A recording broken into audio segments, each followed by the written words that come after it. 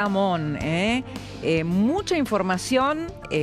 Nosotros siempre tratamos de darles la información, por lo menos para que la tengan antes, tratar de anticipar los procesos, que en Argentina uno no se puede aburrir, pero realmente es una realidad política muy intensa. Ya está en nuestros estudios el doctor Juan Carlos Maqueda, ex juez de la Corte Suprema de Justicia. Es la primera vez que participa de una entrevista en vivo luego de la sentencia firme de Cristina Kirchner, a través de la decisión del máximo tribunal que él integraba hasta el año pasado. Vamos a hablar con el doctor Maqueda de diversos temas que hacen a la realidad de la justicia y también a la relación interpoderes, a la situación institucional de la Argentina y a muchas otras cuestiones. Enseguida, y le agradecí recién al doctor Maqueda por estar aquí con nosotros en Siempre Más. Pero también estamos entrando en un momento que probablemente es de los más intensos para el ámbito político, pero que también está iniciando una etapa que yo creo que comenzó, vamos a decirlo así, en la sesión del Senado de la semana pasada.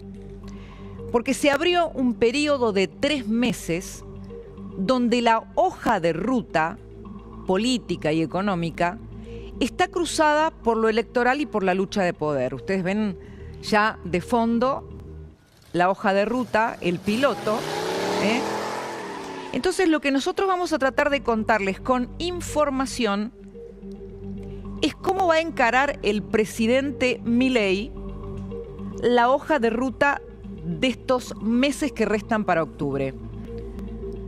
Esto no es si nos gusta o no nos gusta, es cómo decidió él encararlo.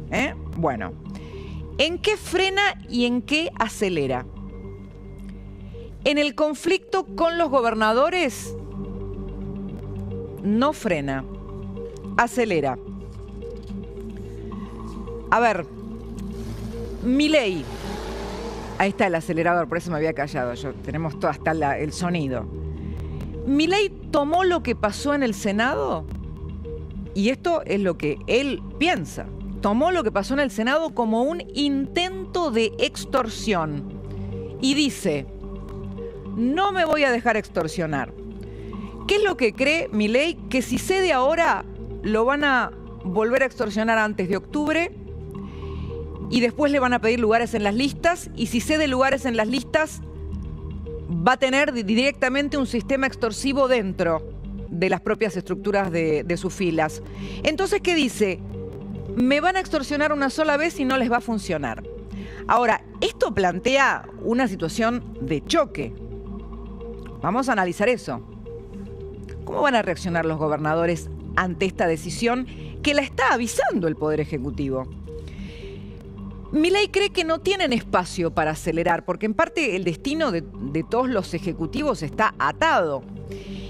Y también piensa que no les dan los tiempos para romper o ejecutar sus decisiones en cuanto al equilibrio fiscal, porque piensa judicializar. Entonces, que no van a dar los tiempos. No van a dar los tiempos significa que no van a dar los tiempos hasta las elecciones. Entonces, que luego de las elecciones el resultado electoral va a plantear otro escenario, otro equilibrio de fuerzas. Y acá empieza a jugar algo muy interesante que por lo menos a mí me lo dijeron ya varias fuentes oficiales, que es el espejo retrovisor. En el espejo retrovisor aparece el gobierno de Macri. En el gobierno de Macri, recuerdan varios, se les dio todo lo que querían a los gobernadores. Se les concedió, se les concedió, se les concedió, y luego eso redundó en que no había manera de poner un límite y quedó directamente el presidente Macri en poder de esos gobernadores que lo querían todo y lo tenían en sus manos por una diferencia o una desventaja en las cámaras de senadores y diputados, que en el caso de Milei es absoluta. Si la sesión en el Senado fue una forma de entablar una negociación por las malas por parte de los gobernadores, Milei está redoblando. Decidió no negociar. Y ahora abro, porque Florencia Donovan tiene información exclusiva sobre la primera instancia en la que esto se va a aprobar. Y le pregunto a Florencia, yo estoy dando esta información que obviamente tiene que ver con la decisión de Milei. ¿Qué pasa del lado de los gobernadores y qué va a pasar mañana en un encuentro que puede darse en la rural, Flor? En principio, varios gobernadores van a asistir mañana a la cita en la rural. Ahora, ¿qué me dicen? No es el ámbito propicio para negociar nada. Nosotros no vamos a ir a negociar. Acá queremos un llamado al presidente, algo formal.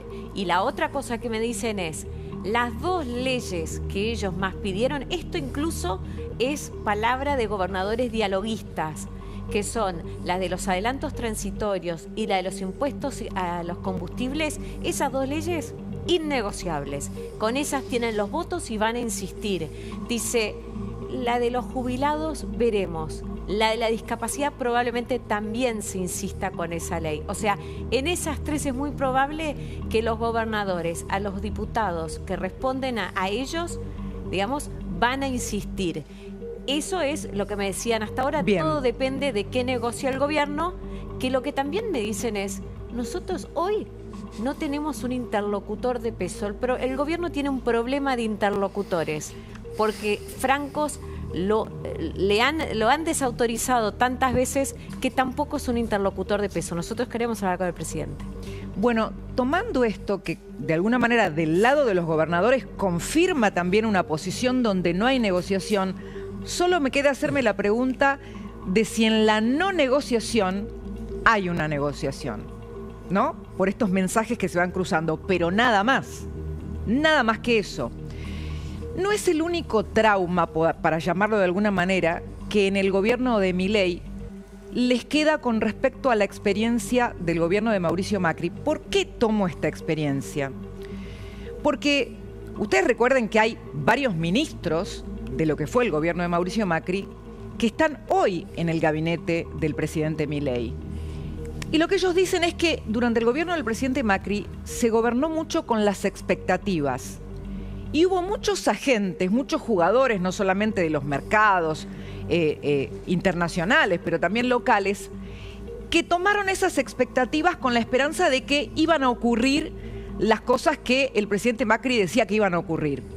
Como finalmente después las cosas se complicaron, nadie cree que la Argentina pueda ganar credibilidad hoy solo diciendo lo que va a hacer. Y que eso le dejó al presidente Milei una situación en la que tiene que tener un modo full delivery. Es decir, nadie le va a creer lo que haga hasta que lo haga.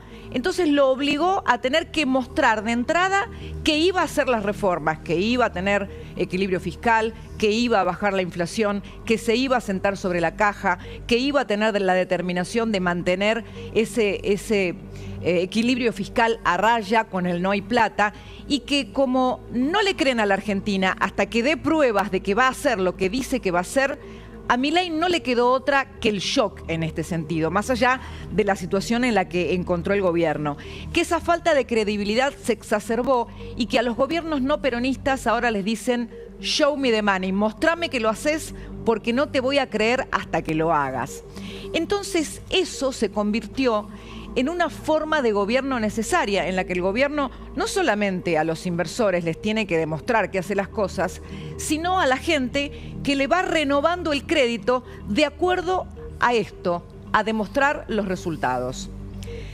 Vamos a ver ahora, porque hasta ahora todas son aceleraciones, ¿no? Acelerador a fondo. ¿En qué va a bajar un cambio el presidente? A ver, el freno, ¿frena o no? Esta me la juego, ¿eh? Se ríe Facundo.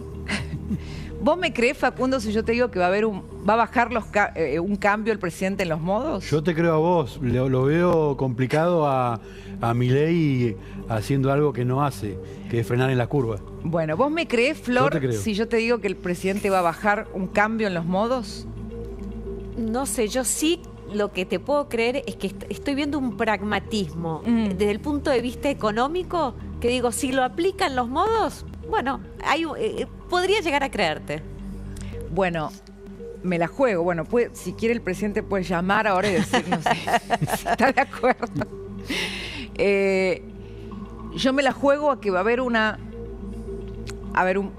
a bajar un cambio en los modos el presidente. Conflicto con la vicepresidente.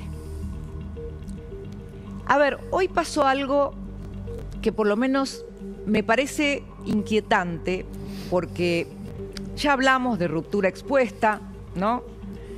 Pero me pareció inquietante, o por lo menos me generó intriga, el término que usó el jefe de gabinete Guillermo Francos, porque usó un término fuerte. Escuchémoslo.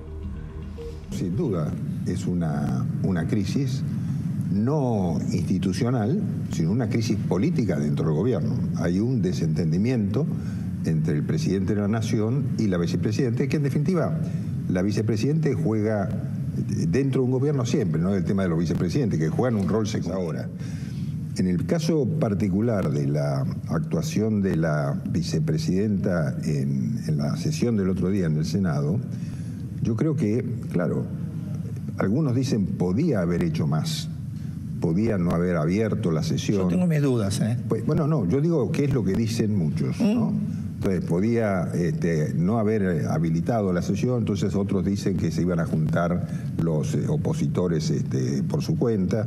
En fin, son temas opinables. Ahora, lo que sí me parece, ese fue el motivo por el que el presidente tuvo su reacción.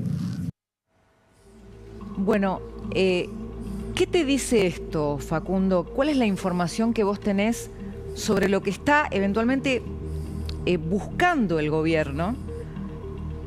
No solamente reconociendo este desentendimiento, como dijo el jefe de gabinete, sino considerando que estamos hablando de la cúspide del Poder Ejecutivo. Que esto por ahí no es una novedad en Argentina, ha habido muchas malas relaciones entre presidente y vice, pero ¿qué estamos viendo ahora con este reconocimiento del hombre más moderado del gobierno? Es fundamental eso que decís, que es el hombre más moderado del gobierno.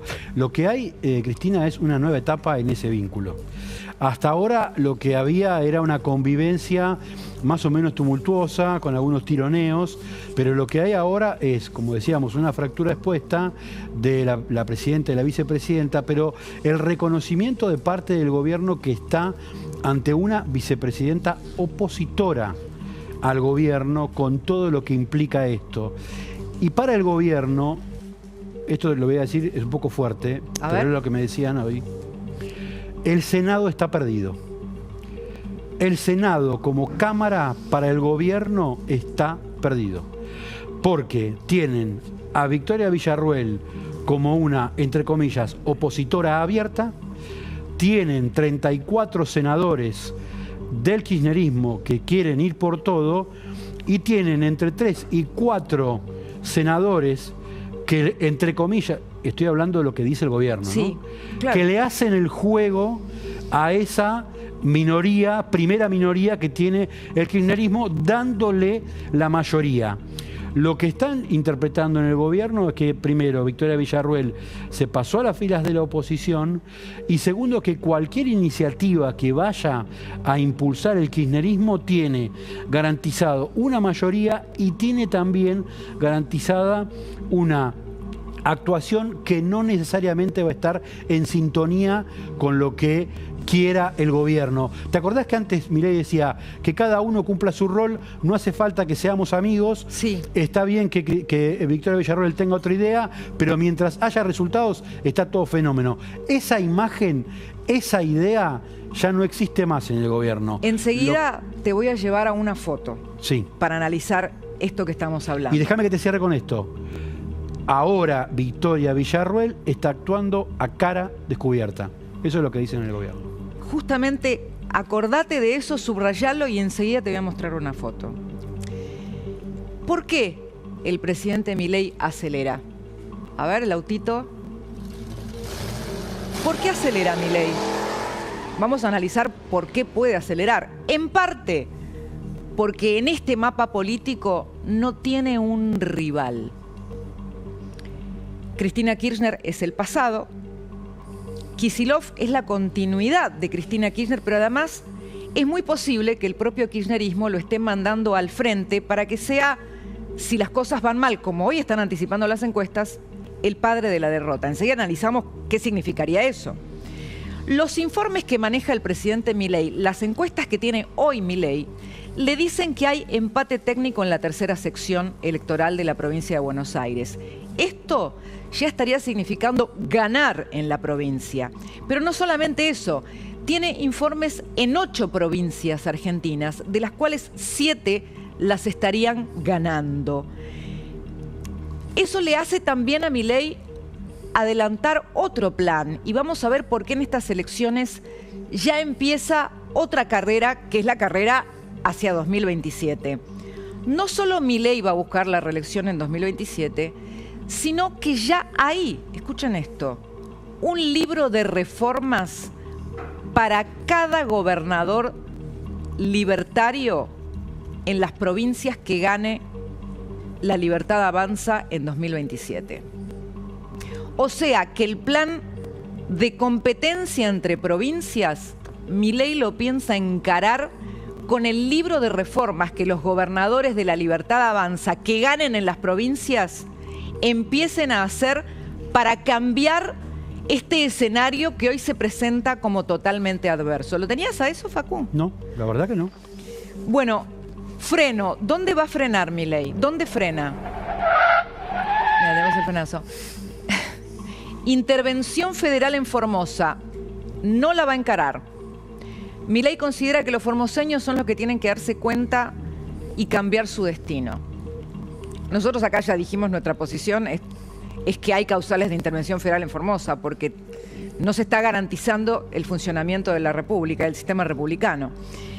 El gobierno de Milei, desde que asumió, demuestra ante su debilidad parlamentaria, su falta de gobernabilidad en ese sentido, que aceleran las curvas.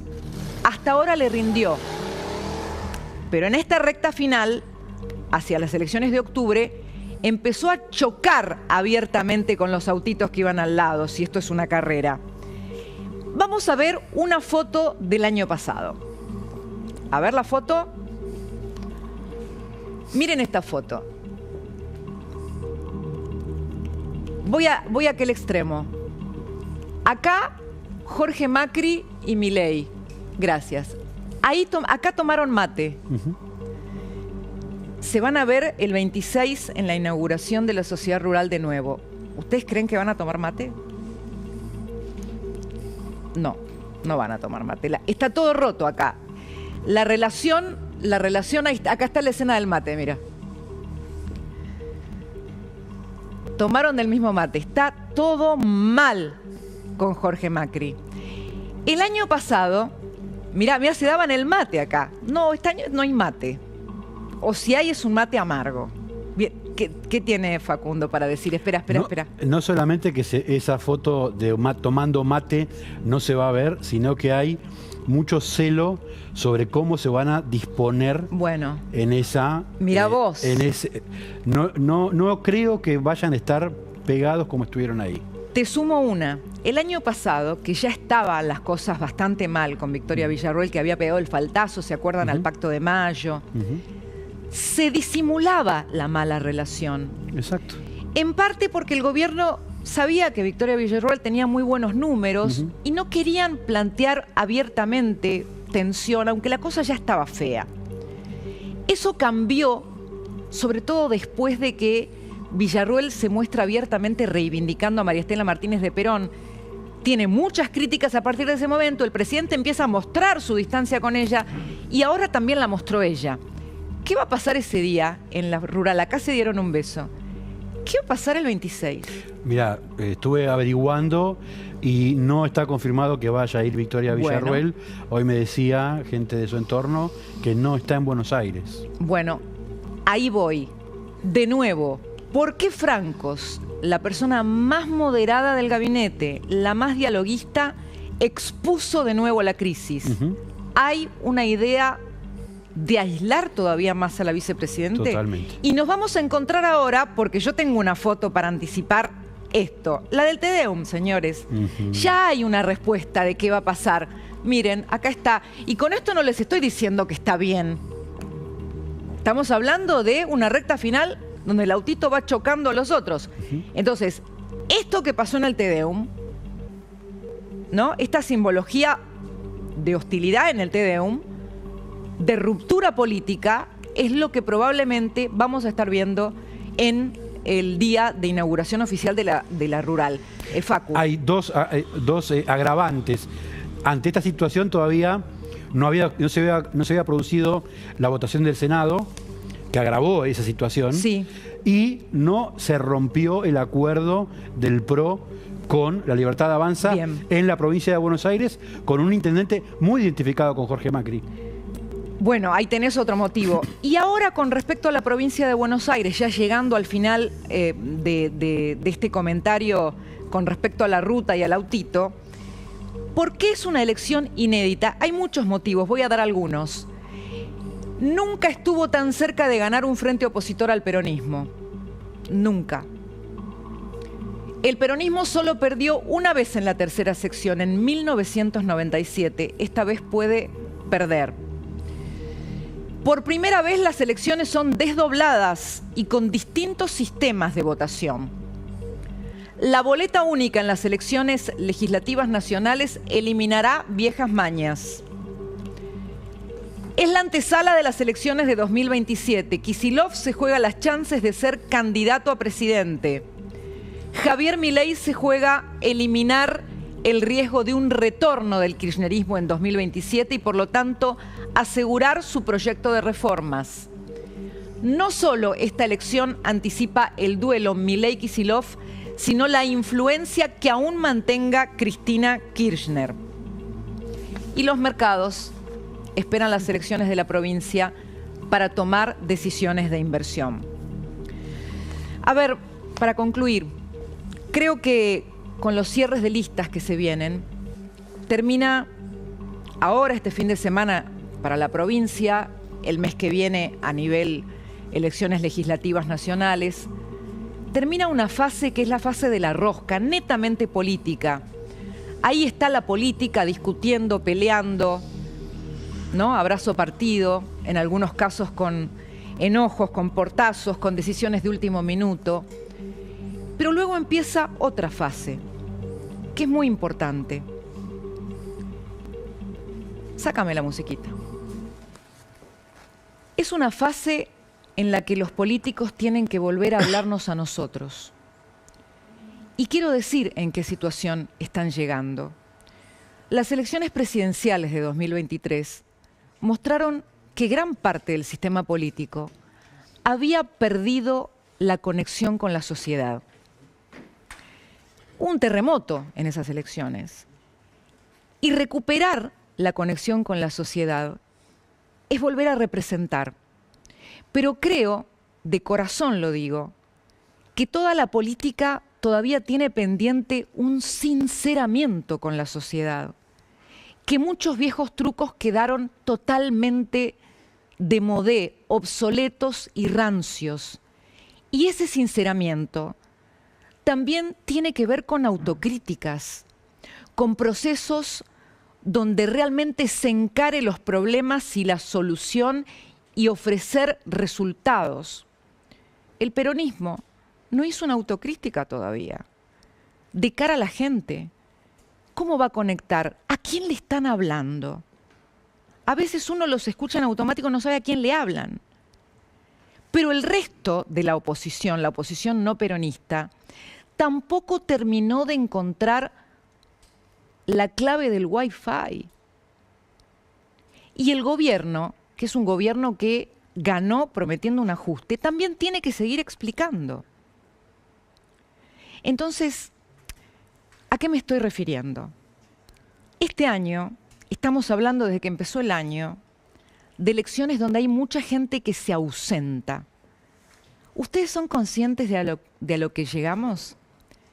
Tienen que convencer los candidatos no solamente de que los voten, tienen que convencer a la gente de que vaya a votar.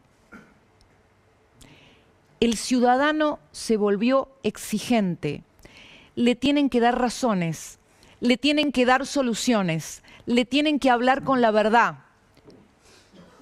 Y eso corresponde a todos los jugadores del sistema político.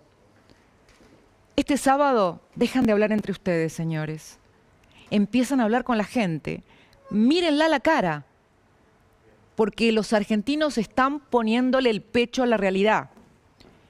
Y muchas veces la política sigue hablando para adentro, siguen hablando de ellos. Y es hora de que realmente hablen de cara a la sociedad. Empieza la hora de los ciudadanos, cuando termina la rosca. Enseguida retomo con mis compañeros acá en la mesa. Facu, ¿tenías algo para cerrar mientras yo me voy a encontrar al doctor Maqueda? Importante que están en las últimas etapas de la negociación con el cierre de listas. El PRO y la Libertad Avanza están en un momento muy complicado. El PRO sectores del PRO están rompiendo el acuerdo con la Libertad Avanza. Esto está agravando la escena. Hay una tercera opción, Somos Buenos Aires, que está empezando a tomar volumen y se está posicionando como una alternativa ante lo que es la propuesta de la Libertad Avanza y el peronismo. Esa propuesta está empezando a mencionar y a tentar candidatos, y te voy a dar un nombre que te va a sorprender, Cristina. ¿A quién tentaron en las últimas horas para ser candidato en la tercera sección electoral? No lo vas a poder creer. A Carlos Melconian. No me digas. Sí te digo. Mira vos. Dato final. ¿Y qué dijo? Lo está pensando. Ah, lo está pensando. Lo está pensando. Bueno, ¿cómo era lo del tuco? Tuco, Fideo Bueno, y Tuco. Vamos a ver. Te dio un candidato, ¿eh? Vamos a ver. Realmente